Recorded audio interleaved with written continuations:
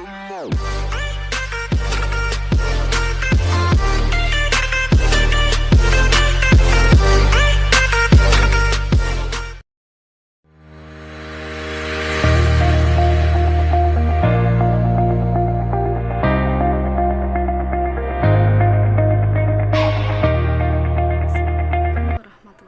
wabarakatuh. Perkenalkan, nama saya Lia Amelia.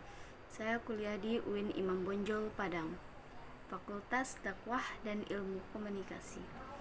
Baik, di sini saya akan menjelaskan apa itu sistem komunikasi interpersonal dan atraksi interpersonal, serta faktor-faktor yang mempengaruhi atraksi interpersonal. Sebelum saya menjelaskan terlebih dahulu, sebaiknya teman-teman like, comment, and subscribe di bawah ini. Baik, saya akan menjelaskan apa itu sistem komunikasi interpersonal. Komunikasi interpersonal adalah komunikasi yang terjadi antara dua orang atau lebih yang biasanya tidak diatur secara formal. Dalam komunikasi interpersonal, setiap partisipan menggunakan elemen dari komunikasi tersebut.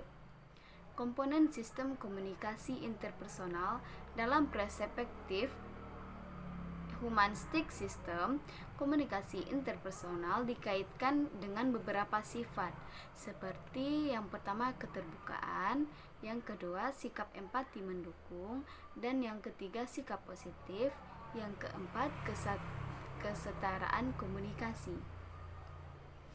Atraksi interpersonal adalah merupakan kesukaan pada orang lain mengenai sikap positif dan daya tarik seseorang. Jika kita tertarik dengan orang lain, maka makin besar kecenderungan kita untuk berkomunikasi dengan orang lain. Faktor yang mempengaruhi atraksi interpersonal terbagi atas dua. Yang pertama faktor personal, yang kedua faktor situasional. Faktor personal dibagi menjadi 4 bagian. Yang pertama, kesamaan karakteristik personal. Yang kedua, tekanan emosional atau stres. Yang ketiga, harga diri yang rendah. Yang keempat, isolasi sosial. Faktor situasional dibagi menjadi 5 bagian.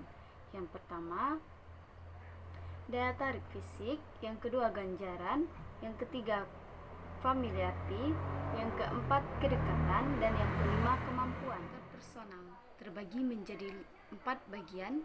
Yang pertama yaitu kesamaan karakteristik personal, yaitu orang-orang yang memiliki kesamaan dalam nilai-nilai, sikap positif, keyakinan, agama, ideologis, akan cenderung menyukai satu sama lain. Yang kedua, tekanan emosional atau stres. Jika seseorang berada dalam mencemaskannya atau memikul tekanan perasaannya, maka ia akan menginginkan keberadaan orang lain. Yang ketiga, harga diri yang rendah, yaitu orang yang rendah cenderung mudah mencintai orang lain. Yang keempat, isolasi sosial. Isolasi sosial yaitu suatu pengalaman yang tidak enak bagi seseorang. Yang kedua yaitu faktor situasional yang terbagi atas 5 bagian. Yang pertama yaitu daya tarik fisik, seperti kita cenderung senang kepada orang-orang yang berwajah cantik dan tampan. Mereka sangat mudah memperoleh perhatian dari lingkungan sekitarnya. Kalau yang kedua, ganjaran, kita akan menyukai orang yang menyukai kita dan kita akan menyenangi orang yang memuji kita. Seperti kita akan melanjutkan transaksi dagang. Kita akan melanjutkan transaksi tersebut jika laba yang banyak. Yang ketiga, familiarity. Prinsip dari familiarity dicerminkan dalam peribahasa Indonesia, kalau tak kenal maka tak sayang. Ketika kita sering berjumpa dengan seseorang dan tidak ada hal yang penting untuk dibicarakan, maka kita tidak akan menyukainya. Yang keempat yaitu kedekatan. Seseorang atau hal-hal yang sudah dekat dengan kita atau sudah akrab. Jadi biasanya lebih disukai daripada hal-hal yang orang yang masih asing bagi kita, yaitu kemampuan. Kita cenderung menyukai dan menyenangi orang-orang yang memiliki kemampuan yang lebih dari kita atau lebih berhasil dalam kehidupannya, maka kita akan senang berbicara dengan orang tersebut. Ada juga pengaruh atraksi interpersonal terhadap komunikasi interpersonal. Ada dua. Yang pertama yaitu penafsiran pesan dan penilaian.